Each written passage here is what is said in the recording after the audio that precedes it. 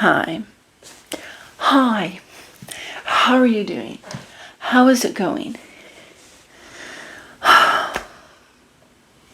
Life has so many ups and downs. One of the downs was reading Mile High.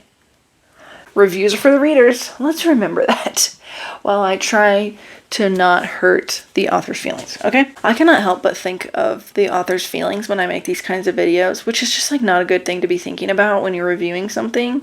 I know it. Reviews are for the readers, and I fully support that and understand that, and I think that that is like 100% true. It's a little bit harder when it's an indie author, though, or self-published book, or Kindle Unlimited, or whatever.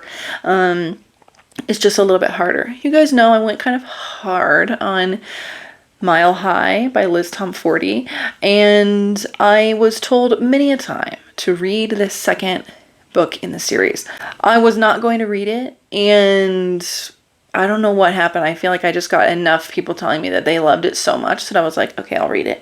Not necessarily expecting to love it so much, but just I want to kind of see what the hype was all about, especially since the reason why people say they love this book so much over Mile High, like a lot of people have problems with Mile High, but people love Ryan Shea so much. And I was like, he didn't seem that awesome in Mile High, the little bit that he was in it.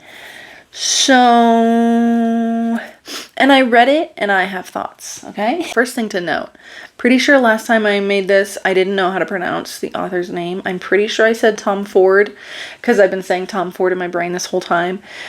Per the narrators of the book, it's pronounced Tom Forty. So, it's Liz Tomforty. It's a little bit of a Kelsey situation, if you know what I'm saying. Second thing, this book happens to be on the Goodreads Choice Awards this year, which is kind of surprising. It's, as far as I know, it's not a new book, and it's an indie author, so that's good for her. That's great for her. I don't quite agree that this is one of the 20 best books of the year, as far as romance goes, I should say. So let's just get into it, and there will be spoilers in here, okay? Okay, so our main character, Indy, she's a tall blonde with brown eyes, and she was in a serious relationship with her boyfriend of 6 years, and he cheated on her at their house, and she like walked in on it, and she had to move out right away, but she couldn't move out to her own place, even though she has a good paying job, because she's saving up to freeze her eggs, which she wanted to do by the end of the year or something, or like, I don't remember, sometime very soon. And so she needs to go somewhere like on a budget. And so she moves in with her best friend, who is her coworker, who was the main girl from the last book, moved in with her best friend's brother. So the lead up to that, it wasn't great because it didn't quite make enough sense to me. I know she was so serious about like freezing her eggs, but in my opinion, it felt like, okay, she's not in a stable spot in her life right now, and she cannot afford this like procedure. Wouldn't it make more sense to put that off or decide to like look into other means of having kids? When she's like, it's a very tumultuous, like her life does not look like the way she thought her life was going to look at all, because this was her first boyfriend that she was going to be with like forever, that she knows since she was a kid. So I wasn't crazy about that. It was like, would you really move in with a stranger just to have cheaper rent so that you could afford this procedure? It wasn't quite making sense to me in that case. Plus it's like, she probably makes a lot of money. She is a flight attendant for the hockey team, and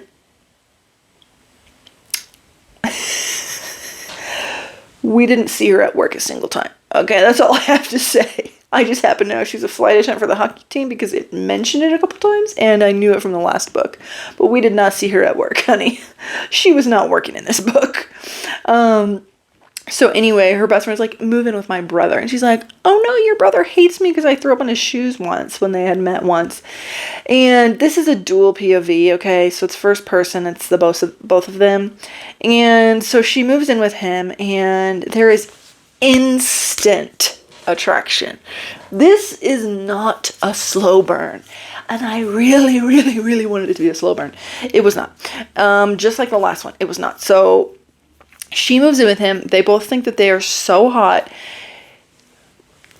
There were so many things that annoyed me about the way that she was a roommate to him. Okay, this is his apartment. Very nice, big apartment, and he has like nothing in there. And so she like leaves her crap all over the place and is like, I'm making it homey. And it's like, this is his apartment. You are living in the bedroom. And she even says like, why don't you put your stuff in your bedroom? And she's like, well, we're roomies, aren't we? No, you're renting a room in his apartment. Against his will, might I add. Meanwhile, he's kind of mysterious, brooding a little bit. And he's like celibate, he doesn't date, blah, blah, blah. But he is attracted to her, and we find that out right away. And we have evidence of it on both sides right away. And so just to quickly recap, of course, they end up falling in love. She's like, why don't you trust anyone? He's like, when I was in high school, I was in love with this girl, and then turns out that she was not in love with me. She was just playing me because she wanted to get child support for her boyfriend's baby for 18 years. And I found out that it wasn't my baby, and it was like, I really thought it was going to be my baby, and so that ruined his whole life. And then these two people start dating, and they fall in love, and then there's a third act conflict that is absolutely so stupid, and then in the end, they get married and they have babies. Okay, so that's the whole story. This book was extremely long. It was like 14 hours or something. The audiobook was way too long, just like the first one, way too long. Everyone was talking about how much they like Ryan Shea, like he's a perfect book boyfriend. In my opinion, not so much, because he made weird conclusions to his problems in his life. And he was like literally perfect, beside that he had this like trauma from his past. Like everything about him was perfect. He had the perfect thing to say all the time. Did the perfect thing all the time. So it was kind of unbelievable, truly. The only thing he didn't do is go to therapy, which is what all perfect book boyfriends do, as we know. Let me just get into it, okay? Because I'm getting ahead of myself. So I wrote notes as I was listening to this book, just to kind of like of things that bother me or things I noticed. And so I'm just gonna go through those now, because the book was so long that I can't even get into each little conflict that they had, because it was so petty, and it was like it kept happening. It kept happening. And then the third act conflict, it wasn't one conflict, it was like 10 conflicts, and they were all done. Okay, so the first thing I wrote. So first day that she's living in his house, they're talking about house rules. She's in pajamas, and they start talking about innuendos. They get into it. She's not wearing a bra. He mentions that she's not wearing a bra, which was like, bro, what? I didn't like that. Anyway, they literally just met, and she's living in his house, and he had to be like, so you don't wear a bra to bed or something? Okay, anyway, so okay, if you're my parents, stop watching. Her nipples get hard, and he not only notices it, but mentions it. Then she calls him big guy so much in the beginning of like when they before they started dating. And then, I forgot to mention this, but they have to fake date because his guy who signs his checks, we'll get into that, thinks he's like too serious or something, and it didn't really make sense. But he like wants him to be like a family guy, like a down to earth, not so serious, blah blah blah. And then she wanted to date. She didn't want to date, but she wanted to go on like she wanted him to be her believable plus one to her friend's wedding, where her ex would be. And don't even get me started on her friends, because we hear about them literally twice. They go wedding dress shopping without her, and she happens to see them, but then she's the one who's planning the wedding shower, and she's one of the bridesmaids. It was like, honey, you're kicked out. If she made you a bridesmaid, and then you broke up with your boyfriend, they never talk to you, and then you see them going bridesmaid shopping without you, you're not in the wedding, honey. Okay? No, she was in the wedding, and she planned the wedding shower. I was shook. Okay, so next. She doesn't have very much stuff. She said it took her 20 minutes to clean out, like to move out of her boyfriend's and hers place, and then 40 minutes to clean out her storage unit. To me, that's nothing. And she said like it could all fit in her car. To me, that's truly nothing.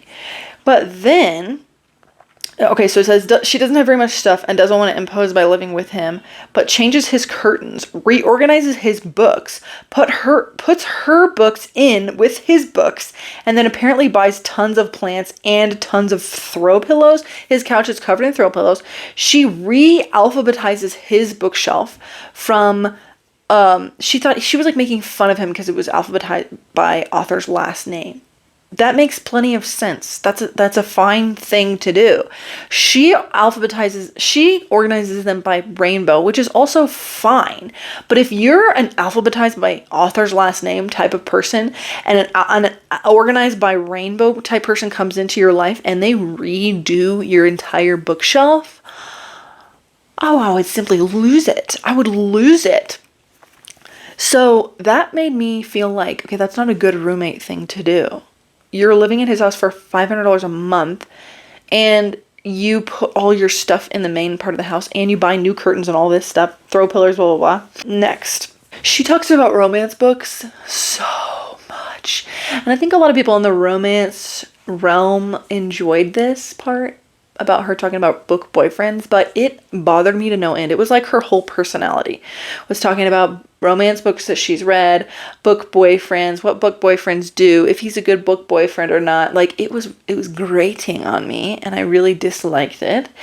And like I don't like to read books about people who read a lot. It's kind of like now that Netflix is big, they do this, but it used to be like you'd never watch a movie and there were never people in the movie like sitting down binging shows. They do that all the time now that Netflix is big. But I used to be like, man, like movies aren't that realistic because they never talk about people sitting down and binging movies. Well, you know why? Because it's freaking boring to watch that. Okay? Yeah, and it's freaking boring to read a romance book about somebody who loves romance books. Okay? I just don't like it. Also, she says that she has no belongings, but she has an outfit for every occasion. And she lists out a lot of occasions that she has outfits for. Cocktail party, funeral, all these different things. She has an outfit for it. Where did you store those outfits? That's my question. One of them, I don't remember now, says male species, big pet peeve. Big pet peeve, yes. The species that's different than female. Yes, the Homo male sapiens. Their species, the separate species of male. I hate that. They go to a gala at one point and she like comes out of her room and she's like sporting her super hot outfit and he's like, dang girl. And he's 6'3", by the way. And she's a tall girl, that's all we know until this point. And he's like, how tall are you? Because he just wants to know, I think. And she says 5'9", and no, I'm not changing into shorter heels. So, I don't want to pull the tall girl card. But it says that she's tall so many times. It says that her ex-boyfriend was insecure about how tall she was so many times. Before this scene and after this scene. And I was like, that's cool. And they said that he's like a short basketball player, but he's still taller than her. He's 6'3". And so it's like, I'm thinking she's 6 feet. Like she's a tall girl. She's 6 feet. She's a white girl. Like it's not that weird to be 6 feet. No. She's 5'9". Like, I'm sorry, but I think 5'9" is like kind of on the average side of things. So, I mean, maybe she was just saying that because her ex-boyfriend was, like, not that tall. And so he had, like, a lot of insecurities about her being taller than him, even though she's not that tall. But, I don't know. Okay. Okay. Of course, when she said that, he was like, I would never ask you to change into shorter heels. And she's like, swoon, because her standards are on the floor. Then okay, so this is after they've already established that they're fake dating. By the way, he's a super famous basketball player. And they're fake dating and they've like gone to a couple places and like it's pretty serious because his boss is the person they're trying to like fake it for, and he has a really good image, this basketball player, so like him dating a girl and then her cheating on him or something would be like a pretty big deal. Anyway, so she goes out on a date with a guy like 2 hours out of the city or something, and I'm thinking, what? This is after she finds out he's celibate. The next day she goes out on a Tinder date. It came out of the most insane left field. It was shocking. I was like, okay, first of all, you think this guy is super hot, and you're fake dating him, and this is mutually beneficial because he's going to take you to your wedding, that friend's wedding, and you're also living with him, and there's insane sexual chemistry and tension, and then you're like, oh no, he's celibate, and you go on a date the next day. She goes, women have needs. Girl, get over yourself, please.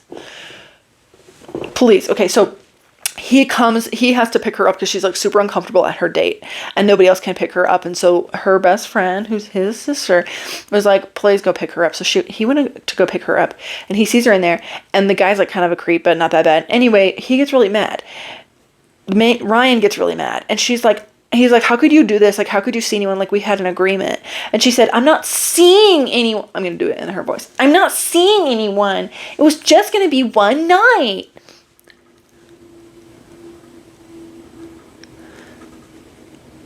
Like, you could be, I mean, I know she went like out of the city for this, but she had already been pictured with him. Like, she's already in the public's eye. She's already his girlfriend. So, girl, that was really annoying. And that would like break trust if I were him. Because it's like, we literally had a deal.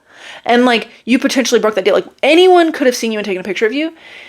Like, he's a celebrity. It's like, she doesn't get it. Okay. Anyway, next. I hated that. And it's such a dumb thing to say. I'm not seeing anyone. Yeah, you're seeing them. And you're planning on sleeping with them. Okay. Next. This sentence, please tell me if this is stupid on my part or on the author's part. Here's the sentence. Drink in one hand, the other in his pocket. Drink in one hand, the other in his pocket. So this is like at a party. So it's like he has like it's like a glass, okay? Drink in one hand, the other in his pocket. And my first visualization was like, okay, so he's trying to like fit this glass into his pocket. And then I'm like, no, that's dumb. She's saying his hand is in his pocket. But I couldn't help thinking like, am I dumb? Drink in one hand, the other in his pocket. What would you normally say? Drink in one hand,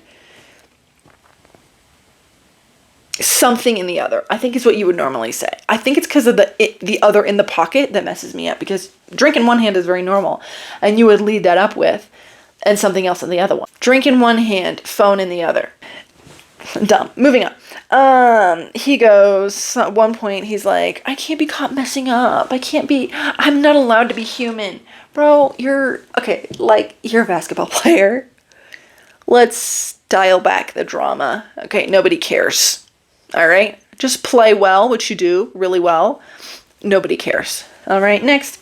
This is another thing. What we gained by learning that he's like a short basketball king, because he's only 6'3". What we gained by learning that he's a short basketball king and she's a tall lady, which was, we gained not having to listen to those horrible, like, I am Twig, he is Boulder type sentences.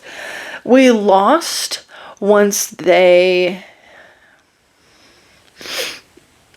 we learned other anatomy of their bodies, if you know what I'm saying. She didn't go on and on, which was nice, but she did. It was a little bit more than I would have liked. They were together at 70%. I knew there was going to be a third act breakup at that point. It was like inevitable, plus having already read one of Liz Tomforty's books.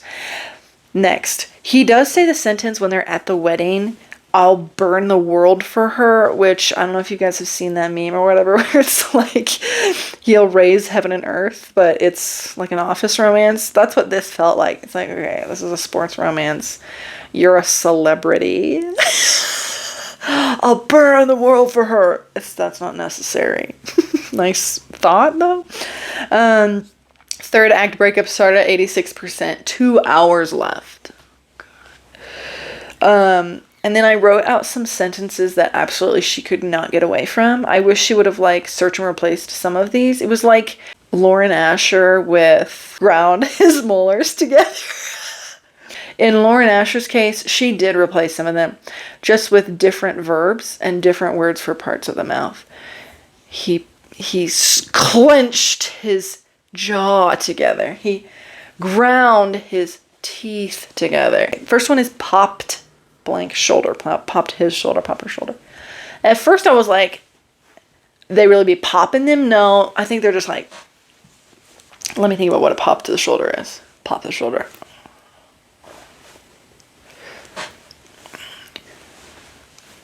Not something that you really need to mention that many times, but it came up a lot. I wish I had the real book so that I could search it on the Kindle and then I could really tell you how many times they said it. Next was smoke show. He and all his friends were calling her smoke show, a smoke show, so many times. Next is guy who signs my checks. He said guy who signs my checks so many times. It's like, okay, so you think we're dumb that we don't know how bosses work or something? Anyway, next, ocean eyes. This was the perp. This was the perp. This is the worst perp of them all. Probably 200 times. They said ocean eyes so many times. So many times. I was really over it. Also, next, she does not understand how broken trusts work. He finds a pregnancy test in their house. He thinks it's hers. Shocking. He goes to her and he's really scared. She misreads it as like betrayed or mad. She gets mad at him and he's like, I don't understand how this happened. Like he's kind of like, how could you do this to me? And she's like, say it. Say you think that I got pregnant on purpose to trap you. Say you, whatever. And he's like, wait, what? She's offended that he isn't having a good reaction to her being pregnant when in the past he had been in love with a girl who was pregnant with his baby. And then it turned out that was a lie. So kind of acted like when she was doing this, it was like she was acting like, is offended when he's scared that she purposefully got pregnant. It's, to me, it reads like she didn't think that their love, his love with that college girlfriend was ever real. And that person who tricked him was just like, because they are so in love and they're like perfect for each other. She would never do that to him. It's like, okay, so you think that he thought that his ex-girlfriend would do that to him? No, you never think that the people that you trust and love will hurt you. But once one of them does really bad, it's hard to believe the next person who really loves you and who you really love. She doesn't get that. She's not understanding that he's like, that really messed him up. She's like, I love you so much. How could you ever accuse me of that? It's like, okay, well, that's what he thought of the girl who did do it. So, okay, next, moving on. And then she spends like 10% of the book or something at the end, like a whole hour being like, oh no, I can't believe I got with somebody who doesn't want what I want, which is babies. This is so sad. Like, I should never have let myself fall for him, when he literally said before they started really dating, like actually being real dating instead of fake dating, he literally said, my sister doesn't want kids. I'm the one who's always wanted kids. Like, you don't forget a sentence like that when you're somebody who's young and wants kids, because it's like not so common. You wouldn't forget that he said that. No, he literally said that. I didn't forget. He literally said it. She forgot it, apparently, because she's like, how could I? Just because he got scared when he found out that she might be pregnant. It wasn't her. It was his sister. This is also dumb, but at the very end, she's like getting her eggs frozen, and she's like, it's covered by insurance, right? Because she was told like halfway through the book that they were going to start covering it. Her insurance was going to start covering it. And the lady at the doctor's office is like, oh no, it's not covered. And then this girl, Indy, goes into an entire, like, she has a breakdown. A minty bee right there in the hospital thinking like, I can't afford this. Oh no. Before the lady is like, Yeah, it's paid for. Like, it's been fully paid for on a credit card. Obviously, they gotta pay for it. I was like, honey, when you work in a hospital, I know you know how to deliver news, and that's not how you deliver it. Another thing that was kind of overarching that I didn't love was she was living with him because she didn't have any other options. He didn't know what she was saving money for. He just knew that she was like really tight on money after she moved out of her boyfriend's house. And so that's why he let her live with him. And then he starts to fall for her and he's like, no, I can't. Because she's my roommate and she's my sister's best friend. And none of the reasons that he said were like the one, to me, glaring reason to not sleep with her. Was she was with him out of necessity. She was living in his house out of necessity. And like coming on to her would make her uncomfortable because she can't move out. That was never like mentioned. He never was like, I can't because I'm in a position of power over her and that would be a bad thing to do. That never happened. He never, I don't think he ever thought that. So I was kind of frustrated because it was like, no, they really should not sleep together. They really should not. Because she really needs to live here. And he is the one who's offering this place for her to live. And he's like a good guy. And he wouldn't want to have that power play over her. So I didn't like that.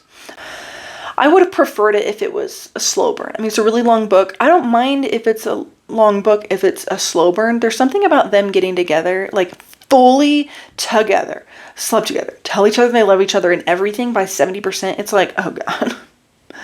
Then why doesn't it just end right there? Like, this is a romance book. It's about how they get together. Can you end after they get together, please? So I prefer slow burns, but this one it was like, it was so obvious that they liked each other, and it was so obvious to the other one of them that the other one liked them. It was reciprocated. It was everything very early on. So the whole fake dating was like, why are they fake dating? It seemed very, like, once they found out that they were, this is after he was like, I can't sleep with her, because this was after like they definitely liked each other. I didn't understand why they were fake dating. I would much prefer a book where it's like, it really seems like one of them doesn't like the other one, or one of them really thinks like, oh, he doesn't like me, or oh, she doesn't like me. But it was not like that at all. At all. And I'm sorry to say it, but sexual attraction equals attraction, okay? Say what you will, but if somebody is sexually attracted to you and you know that, that's something, okay? Because you're not sexually attracted to every person that you, like every opposite sex person or whatever person you're attracted to. You're not attracted to every single one. Like, you have a type, but always in these books they're like, well, but he just likes the way I look. Yeah. That's the only one that you have confirmed.